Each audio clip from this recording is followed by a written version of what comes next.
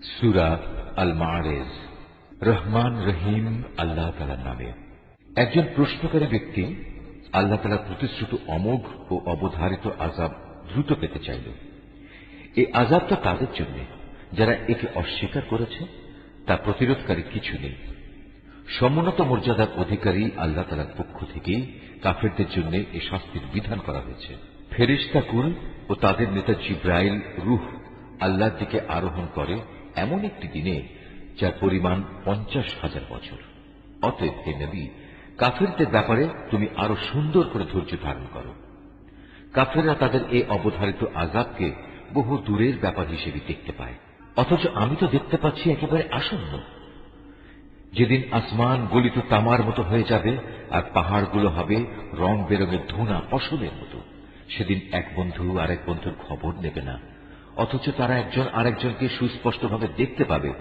সেদিন অপরাধী ব্যক্তি আযাব থেকে নিজেকে বাঁচাতে মুক্তিপণ হিসেবে তার পুত্র সন্তানদের দিতে পারলেও তা দিতে চাইবে নিজের স্ত্রী এবং নিজের ভাইকেও, এবং নিজের পরিবারভুক্ত এমন আপনজনদেরও যারা তাকে জীবনভর আশ্রয় দিয়েছিল।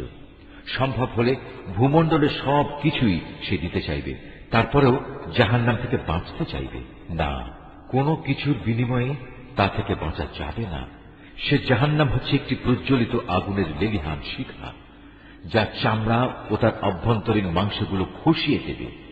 সেদিন সে আগুন এমন সব লোকদের নিজের দিকে ডাকবে যারা দুনিয়ার জীবনে অনীহা দেখিয়ে তা থেকে ফিরে গিয়েছিল এবং পৃষ্ঠ প্রদর্শন করেছিল, যারা দুনিয়ার জীবনে বিপুল ধনরাশি জমা করে তা একান্তভাবে আগলে রেখেছিল।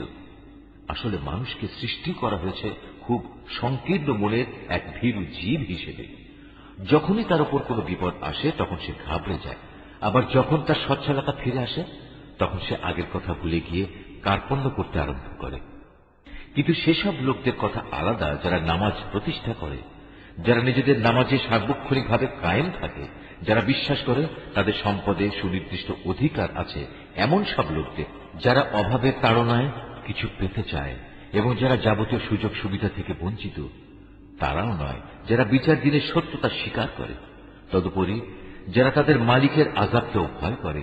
নিশ্চয়ই তোমাদের প্রতিপালকের আযাবের বিষয়টি এমন যে এ থেকে মোটেই নিশ্চিন্ত হয়ে বসে থাকা যায় না।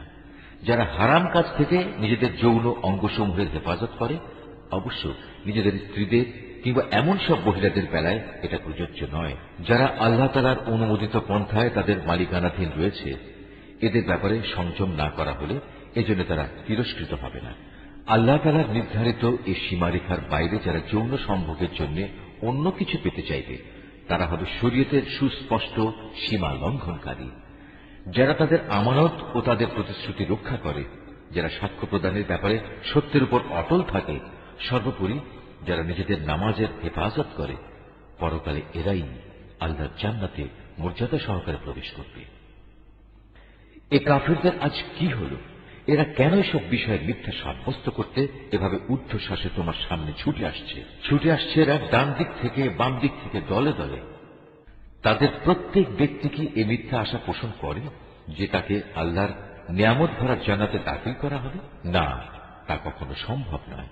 আমি তাদের এমন এক জিনিস দিয়ে বানিয়েছি যা তারা ভালো করে জানে, তা হচ্ছে সৃষ্টির অপরিহার্য পরিণতি মৃত্যু এবং মৃত্যুর অপরিহার্য পরিণাম হিসাবের সম্মুখীন হওয়া। আমি উদয়াচল ও অস্তাচল সমূহের মালিকের শপথ করছি, অবশ্যই আমি বিদ্রোহীদের ধ্বংস সাধনে সক্ষম। আমি সক্ষম এদের চাইতে উৎকৃষ্ট কাউকে দিয়ে এদের বদলে দিতে। আমার অগ্রযাত্রা কেউ রোধ করতে পারে না। হে নবী, তুমি বরং এদের ছেড়ে দাও, এরা কিছুদিন খেলতামাশায় নিমগ্ন থাক, ঠিক সেদিনটির সম্মুখীন হওয়া পর্যন্ত যেদিনের ব্যাপারে বারবার তাদের ওয়াদা দেওয়া হচ্ছে। সেদিন যখন এরা নিজ নিজ কবর থেকে বের হয়ে আসবে, তখন এমন দ্রুত গতিতে এরা দৌড়াতে থাকবে, দেখে মনে হবে তারা সবাই বুঝি কোন শিকারের লক্ষ্য বস্তুর দিকে ছুটে চলেছে। তাদের দৃষ্টি থাকবে অবনমিত, অপমান ও লাঞ্ছনায় তাদের সব কিছু থাকবে আচ্ছন্ন। তখন তাদের বলা হবে, এ হচ্ছে সেই মহা দিবস তোমাদের কাছে যেদিনের ওয়াদা করা হয়েছিল।